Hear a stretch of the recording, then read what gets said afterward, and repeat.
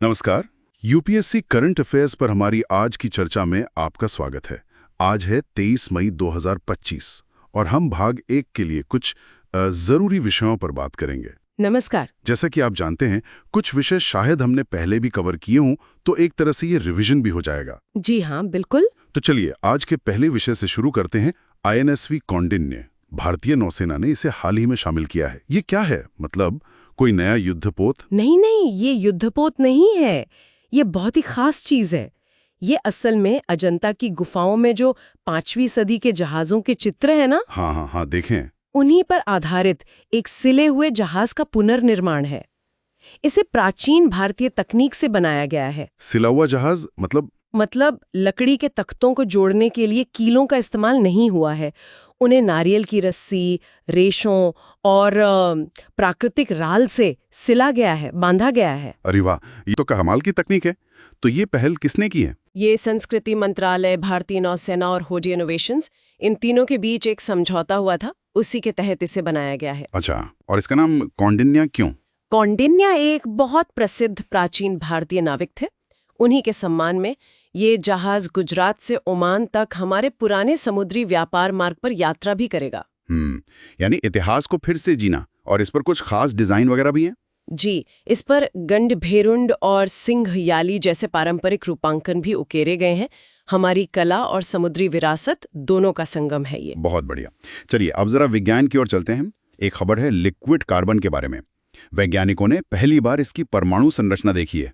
हाँ, ये एक बड़ी उपलब्धि है, क्योंकि कार्बन सामान्य परिस्थितियों में मतलब नॉर्मल प्रेशर पर पिघलता नहीं है। अच्छा, तो क्या होता है? वो सीधे ठोस से गैस बन जाता है। सब्लिमेशन जिसे कहते हैं। इसे लिक्विड बनाने के लिए बहुत ही ज्यादा मतलब करीब 4500 डिग्री सेल्सियस तापमान और बेहिसाब दबाव चाहिए। बाप रे, तो ये लैब में कैसे किया होगा? इसके लिए जर्मनी में यूरोपियन XFL जो एक बहुत शक्तिशाली एक्सरे लेजर सुविधा है, उसका इस्तेमाल किया गया। लेजर से कार्बन को कंप्रेस किया और फिर तेज एक्सरे पल्स से उसकी संरचना को देखा गया। और क्या पता चला? इसकी संरचना कैसी होती है? दिलचस्प बात यह है कि द्रव कार्बन की संरचना काफी हद तक ठोस हीरे जैसी होती है। मतलब हर कार्बन परमाणु करीब 4 दूसरे परमाणुओं से जुड़ा होता है। हीरे जैसी? तरल अवस्था में भी? ये तो अजीब है। इसका क्या महत्व है? ये जानकारी हमें उन ग्रहों के कोर को समझने में मदद कर सकती है जहां कार्बन बहुत ज्यादा है, और शायद भविष्य में ऐसी सामग्री बनाने में भी जो अत्यधिक दबाव झेल सके। ग्रहों के कोर से लेकर नई सामग्री तक, काफी दिलचस्प। अच्छा, अब एक ऐसी तकनीक की बात करते हैं जो आम लोगों से जुड़ी है। CER portal. जी, सेंट्रल इक्विपमेंट आइडेंटिटी रजिस्टर। हाँ, सुना है तेलंगाना इसका इस्तेमाल करके खोए या चोरी हुए मोबाइल फोन ट्रैक करने में काफी आगे रहा है। ये काम कैसे करता है? भारत में इस्तेमाल होने वाले सभी मोबाइल फोन के IMEI नंबर दर्ज होते हैं। IMEI नंबर, वो यूनिक कोड। बिल्कुल। तो अगर किसी का फोन खो जाए या चोरी हो जाए तो वो FIR की कॉपी और IMEI नंबर के साथ इस पोर्टल पर रिपोर्ट कर सकते हैं। और फिर उस IMEI को ब्लैक लिस्ट में डाल दिया जाता है, और अगर कोई उस फोन में दूसरी सिम डालकर चलाने की कोशिश करे तो भी वो नेटवर्क पर काम नहीं करेगा और उसे ट्रैक किया जा सकता है। अच्छा, यानी सिम बदलने से भी फर्क नहीं पड़ता? जी नहीं, ये सिस्टम नेटवर्क ऑपरेटरों के बीच ब्लैक लिस्टेड डिवाइस की जानकारी साझा करता है। इसमें 3 लिस्ट होती हैं, व्हाइट, ग्रे और ब्लैक। ये तो सुरक्षा के लिहाज से काफी अच्छा कदम लगता है। हाँ, चोरी रोकने में ये काफी मददगार साबित हो रहा है। चलिए आगे बढ़ते हैं। अब बात करते हैं स्पाइस्ड योजना की। स्पाइसेस बोर्ड ने शुरू की है। क्या है ये स्पाइस्ड? स्पाइस्ड का पूरा नाम थोड़ा लंबा है। Sustainability in spice sector through progressive, innovative and collaborative interventions for export development. अच्छा, तो नाम से ही लग रहा है कि ये मसालों के निर्यात से जुड़ा है। जी, ये वाणिज्य और उद्योग मंत्रालय के तहत स्पाइसेस बोर्ड की पहल है।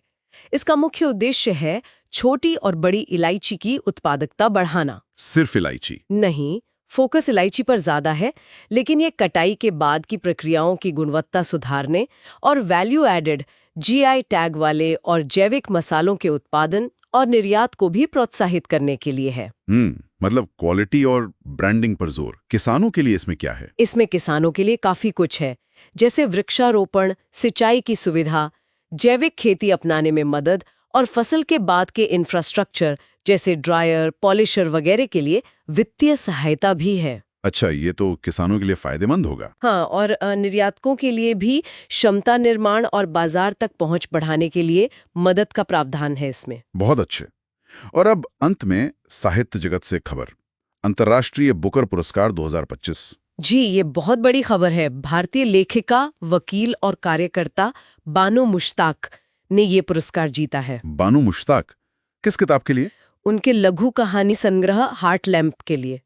और खास बात यह है कि वो कन्नड़ में लिखती हैं और ये पहली बार है कि किसी कन्नड़ लेखक को ये पुरस्कार मिला है। वाकई, कन्नड़ से अनुवादित काम के लिए ये तो ऐतिहासिक है। बिल्कुल, और ये पुरस्कार सिर्फ लेखक को ही नहीं, अनुवादक को भी बराबर सम्मान देता है। हाँ, मैंने सुना है पुरस्कार राशि लेखक और अनुवादक में बराबर बंटती है। जी हाँ, 50,000 पाउंड्स की राशि लेखक और अनुवादक, इस मामले में दीपा भस्ती, के बीच बराबर बांटी जाती है। ये अनुवादकों के महत्वपूर्ण काम को मान्यता देता है। ये बहुत अच्छी बात है। हार्टलैम्प किस बारे में है? ये दक्षिण भारत में मुस्लिम महिलाओं के जीवन, उनके संघर्षों और अनुभवों पर आधारित कहानियों का संग्रह है। तो आज हमने कई अलग अलग क्षेत्रों की बातें की, प्राचीन समुद्री विरासत से लेकर कार्बन के रहस्यों तक, और फिर मोबाइल सुरक्षा से लेकर मसालों के निर्यात और साहित्य में वैश्विक पहचान तक। बिल्कुल, ये सभी घटनाक्रम दिखाते हैं कि भारत कैसे अलग अलग मोर्चों पर आगे बढ़ रहा है। जी, और अपनी चुनौतियों का सामना भी कर रहा है। तो श्रोताओं, अगर आपको ये चर्चा उपयोगी लगी तो कृपया से लाइक करें और सब्सक्राइब करें, ताकि आप भविष्य के अपडेट से अवगत रहें। जी, आज के लिए बस इतना ही। अब जाते जाते एक सवाल पर विचार कीजिएगा। हमने देखा कि प्राचीन ज्ञान जैसे जहाज निर्माण और आधुनिक तकनीक जैसे लेजर या डेटाबेस, दोनों का अपना अपना महत्व है। तो भविष्य में सतत विकास के लिए इन दोनों के बीच एक सही संतुलन कैसे बनाया जा सकता है, सोचिएगा जरूर। धन्यवाद। धन्यवाद।